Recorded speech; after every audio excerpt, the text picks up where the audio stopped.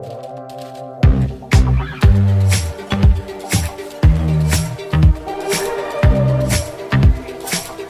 session was really focused on, if you have an idea, before you wrote a plan, before you went for investment, what are the 5 big things you want to look for? In the sense, how is the industry for you? How can you be sustainable in the future?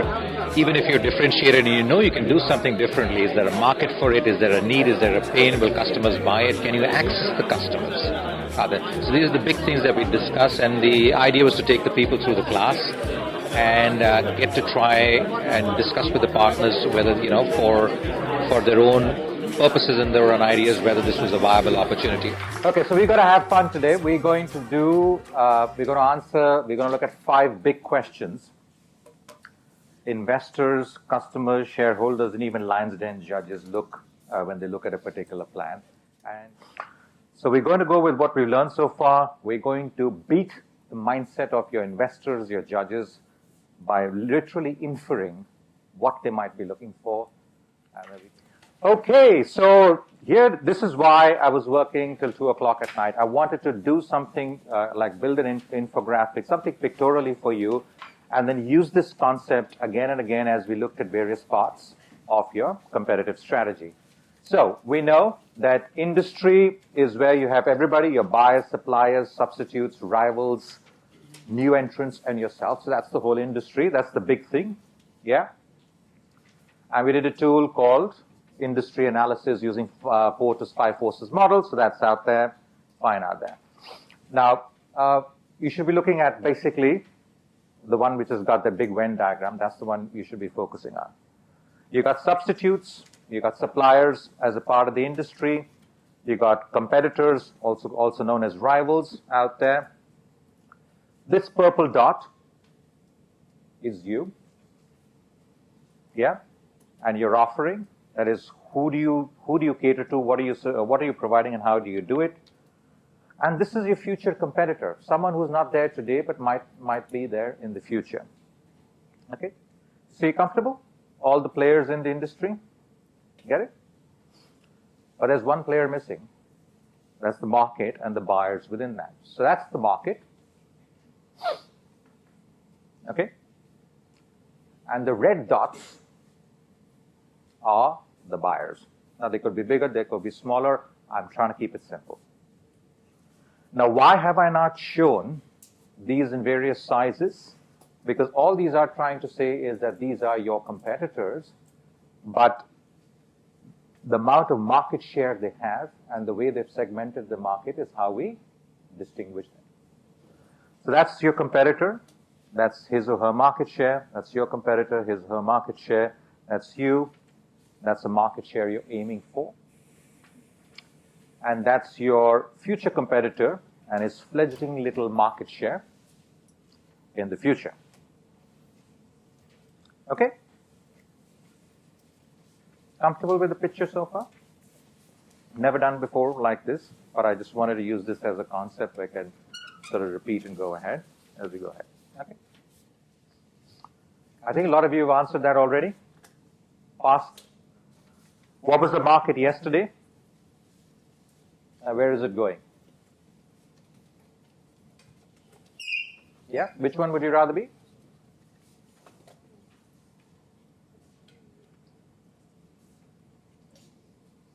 The one at the bottom? Why?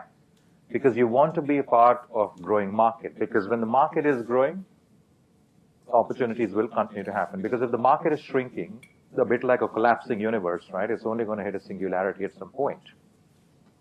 Yeah, which means that everything in it is not going to survive. So you don't want to be in the bookstore market. You want to be in the market. That's right. Okay. So what you've got to do here is, for your idea, how has it grown so far? And that's real evidence you can collect. Right? And then you do a little bit of crystal ball stuff, right? And there are plenty of companies that help you. There's Gartner, there's Forrester, and your mentors will help you where to get the source. Companies will predict growth for the future based on what trends they're seeing. So again, what you want to do, you want to be in a market which, if it's like this today, is the one that's predicted to grow tomorrow rather than predicted to decline. able to access those customers. So they call this market, actually the term that's become popular now is who's your target customer, not your target market. Who's your target customer? Do you know the names and addresses of the first 10 customers you will target the moment your product is ready? Can you talk to them now? Because the worst thing we want to do is borrow money from friends, family, and then fools, and from other investors, dilute a stake, take a huge amount of a loan, build a huge inventory of products, and then wait for customers and nobody comes, right? That's the last thing you want to do.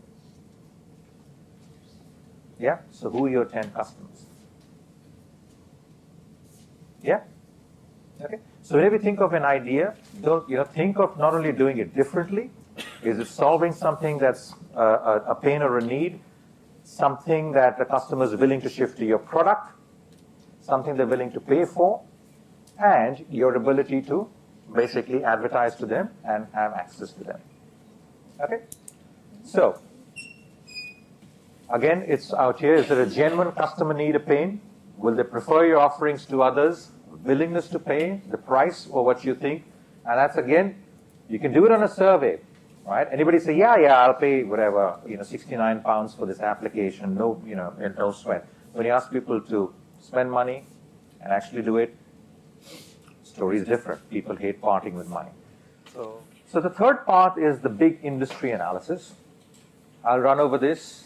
If you haven't been for a couple of the other sessions, no problem. We can do it very simply. Your market may be basically these people supplying your buyers and your competitors coming in. That may be your market. But the industry, as we discussed, was much larger. So when you come into the industry, there are really two questions you want to answer. Firstly, what's your vantage point? Yeah? You are not an established firm. You're most likely going to be a new entrant into the market, right? That's your vantage point. And then you've got to look at who holds market power. Is it the suppliers? Is it the buyers? Is there too much rivalry? Who holds market power? Is there a monopoly sitting out there in the center that you cannot beat? Okay? So back to Charlotte's point about well-being. If you're coming in with a particular idea and your buyer is NHS, then they have a huge bargaining power because they can pretty much decide anything. They can decide not to buy it, decide to buy it for pennies. Yep. So, and you don't have much. Similarly, suppliers and substitutes can have very powerful effects out there. You may even go as a supplier or a substitute to a market and then go to the buyer's buyer. Sounds a little tricky, but we will discuss that. But this is basically the industry analysis. Can you enter the market easily? Once you've entered the market, can you create further entry barriers by protecting yourself through patents, etc.? Do you have enough of a supplier base? Are you dependent only on one supplier? Right? And if the supplier suddenly decides not to do business with you, increases their prices, you become unprofitable. Not a good idea. Is there something that can come from left field that you didn't know? I will look at an example of that. And do you have enough buyers, which is why a large market with lots of buyers is a good thing. So why and why now? Is the market large and growing? Is the market offering solving a real customer need that someone will pay money for? Is the industry attractive and can you defend yourself against it? And that moves us into the last bit of the session, which is micro-industry attractiveness. That's today and tomorrow. So here was your little future competitor who came in. You were coming in too. And he suddenly rose. And your competitors rose and the government dominated your market. What's happened over here? You've not been able to defend your position. And the common term used for this is your business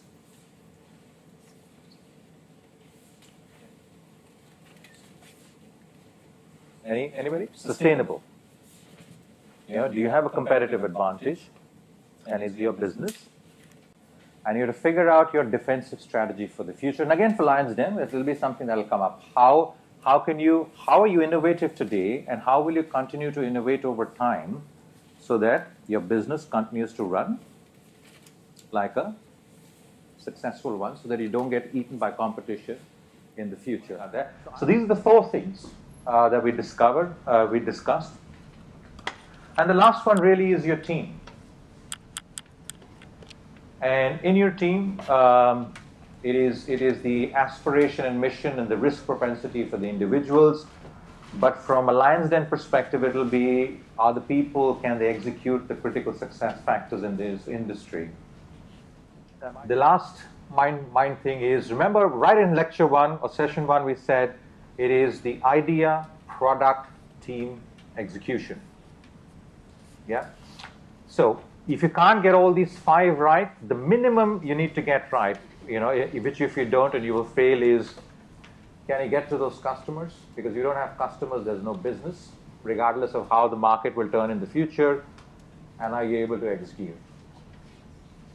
Right? So if you look at these 5, and if you were forced to think about 2, these 2 are the most important. And I think part of the next few weeks is going to be them working with their mentors to refine it further. Next session we're going to do is on idea generation and how to borrow ideas from different industries to make successful businesses in whichever space they operate.